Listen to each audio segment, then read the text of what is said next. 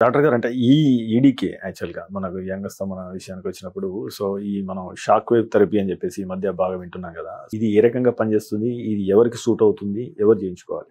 సరే అమ్మా, నువ్వు వెళ్ళావు కదా ఎవరో ఫిజిషియన్ దగ్గరికి. పోతూనే ఏం లేదు అంగస్తమన్నా షాక్ థెరపీ రాసేశారు సార్. అట్లా కదమ్మా, నీ ప్రాబ్లం ఏంటి సార్? సార్ షాక్ థెరపీ చేయించుకుంటే అయిపోతుందని మీరు కూడా కొన్ని దాంట్లో చెప్పారు కదా సార్. షాక్ థెరపీ చేయించుకుంటే అయిపోతుంది, ఎందుకు షాక్ థెరపీ చేయించుకో సార్? షాక్ థెరపీకి అయిపోతుంది సార్, చేయించుకున్నా. ఇది కరెక్ట్ కాదు. షాక్ వేవ్ థెరపీ అనేది రొటీన్గా వాడే అంటే షాక్స్ ఇస్తాం కాబట్టి ఇవి 3 నుంచి 4 రకాలండి.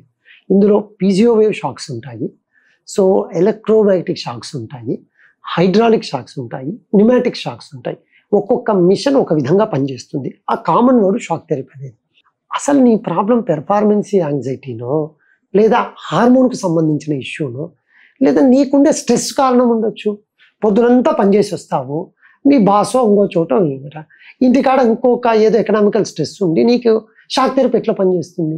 ఏదో చెప్పారు కదా అని షాక్ థెరపీ. వాస్కులర్ ఇష్యూ ఉంటేనే షాక్ థెరపీ పనిచేస్తుంది. ఏ కంపెనీ షాక్ వేవ్ థెరపీకి సంబంధించిన మిషన్ వాడుతున్నారు అవి కూడా చాలా ఇంపార్టెంట్ అండి. అవి చూసుకొని ముందుకు వెళ్ళాలి తప్ప ఏదో చెప్పారు కదా షాక్ వేవ్ ఇస్తే అయిపోతుంది అనేది కరెక్ట్ కాదు. చూసుకొని ముందు మీకు వాస్కులారిటీ ఇష్యూ ఉండాలి, దానికి మంచి షాక్ వేవ్ థెరపీ ఇవ్వాలి.